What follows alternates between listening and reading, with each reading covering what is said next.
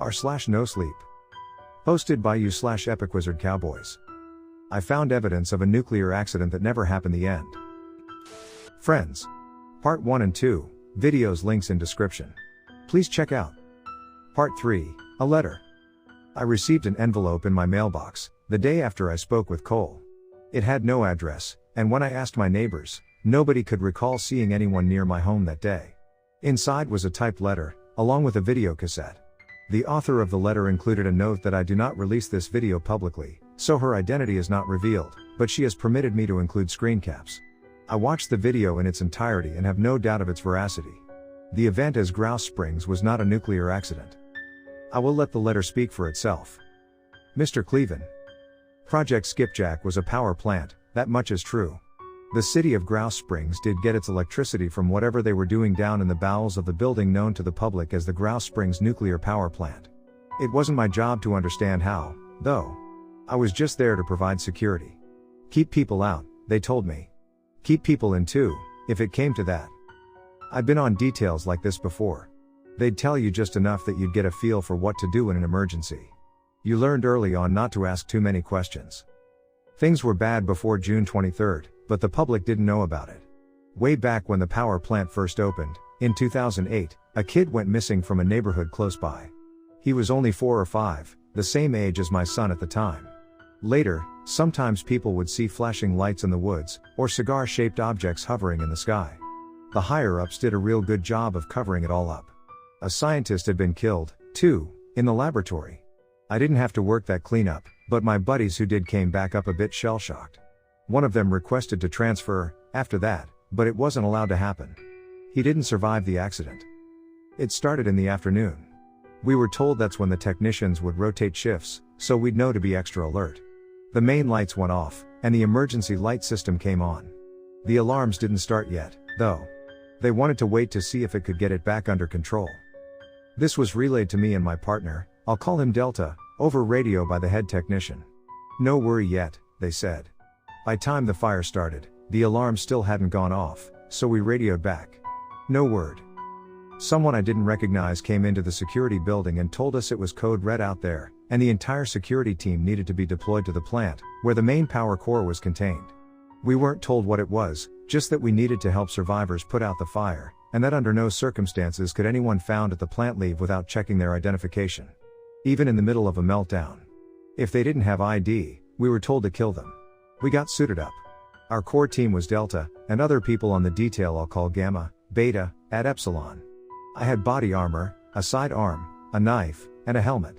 I was also tasked with keeping record of the accident, on behalf of the researchers, so my helmet had a camera. Our fire suppression team went out ahead of us.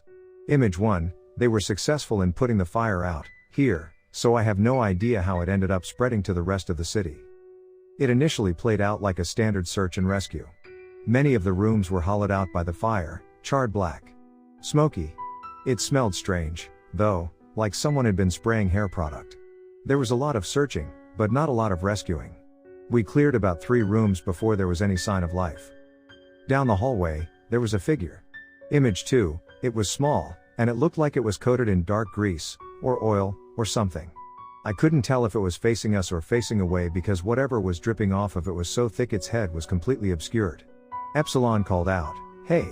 You there?" but whoever it was didn't respond. They just ran off, feet slapping against the floor, down some random hallway. I wanted to pursue, but Delta got me back on track. "Remember," he said over the earpiece, "we gotta get to the core." I nodded, and we kept going.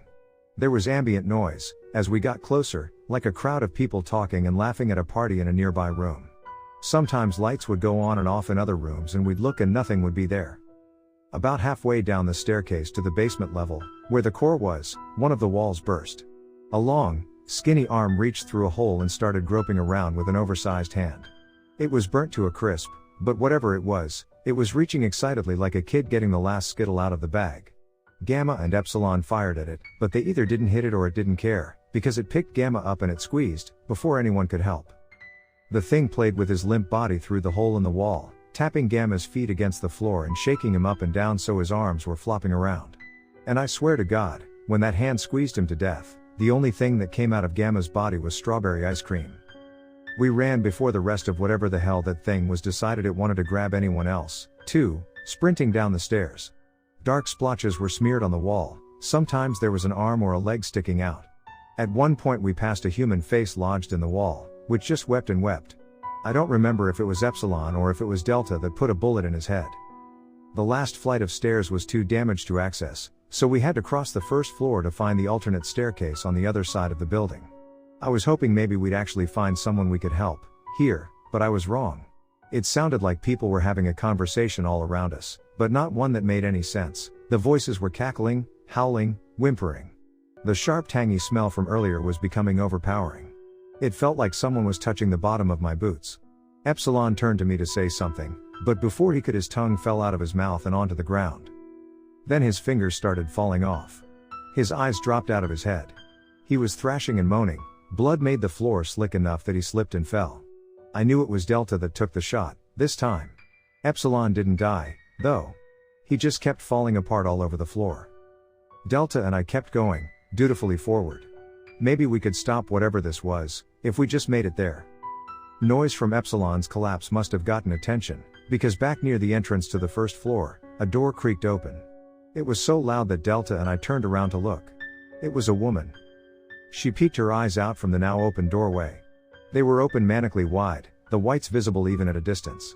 She disappeared for a moment, and after a pause, slunk out of the doorway.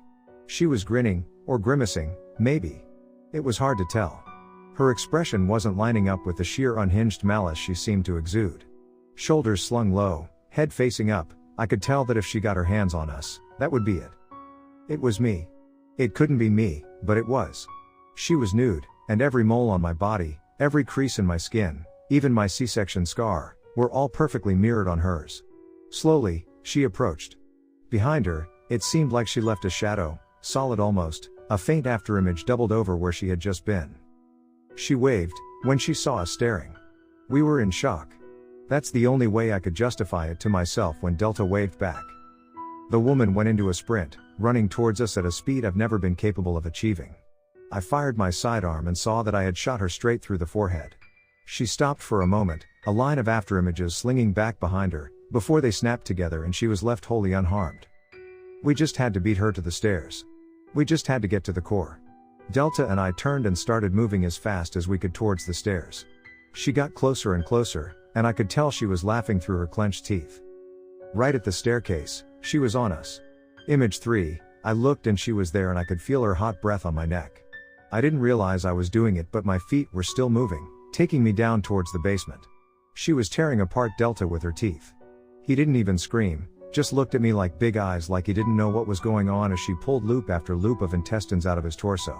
The basement was a slaughterhouse. Image 4, carcasses swung on hooks from the ceiling. Some animal was alive, dragging itself on the ground while it bleated pathetically. I moved down from the catwalk to the floor, where the animal scooted past me before sinking into the floor, still bleeding. Charcoal bodies hung suspended in the air like they were held by an invisible string. Some of them were reaching out, grasping for help even in death, and some were curled up, comforting themselves. Towards the middle of the room, sat 4 giant batteries, sticking out from the floor. There were 4 of them, all inscribed with some language I didn't even recognize. Connected by cords, there was a seat between them all. It resembled an electric chair, with a helmet and restraint straps, but the restraints had clearly been snapped. I was taking this all in when I heard the woman come into the basement. There was nothing I could do. Whatever had done this, I couldn't stop it. I couldn't even begin to comprehend it. I took a breath before running to hide. There were pipes everywhere, and I tried to find some that made a corner small. I contorted my body and compressed myself down into a fetal position. Tears streamed down my face, but I was silent. My son would wonder why mommy didn't come home. Or maybe she would come home and it would be whatever the fuck just killed Delta. "Found you," she whispered. It felt like 4 hands were scratching me and digging into my skin, tearing through my clothes and ripping chunks out of my body. Then it felt like 6 hands. 12 hands. 8 hands. I was kicking and screaming, too panicked to do anything other than try to protect my face. She was laughing and it sounded like a room full of people laughing. Maybe I started laughing. I don't know. My eyes were screwed shut and I could tell I was bleeding and I just wanted it to be over. Something made her stop. She pulled away from me and I felt a cold little hand on my face. It was filmy, and greasy, But I leaned into the relief the coolness provided and sobbed. It pulled away. I heard wet footsteps walk away from me. And then I was standing at the entrance to the power plant. It was the next day.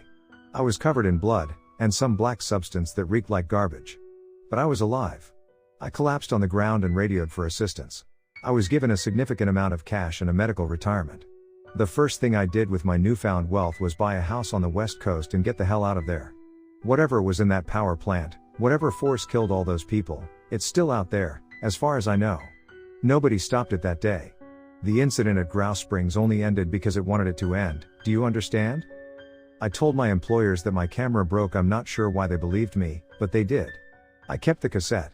At the time I wasn't sure why, but now I realize. I need people to know what happened. Good luck. In the early 1940s, the U.S. State Department, along with the Army, deliberately infected prisoners in Illinois with malaria, in hopes of studying the effects on the human body. In 1943, the U.S. government conducted what is now known as the Philadelphia experiment, using unified field theory in the effort to make a ship completely undetectable. This ended poorly, and many sailors aboard were left with PTSD as a result, and one man lost his hand. Following this, the U.S. government continued experimenting with magnetic fields in Project Montauk, using the underprivileged as test subjects.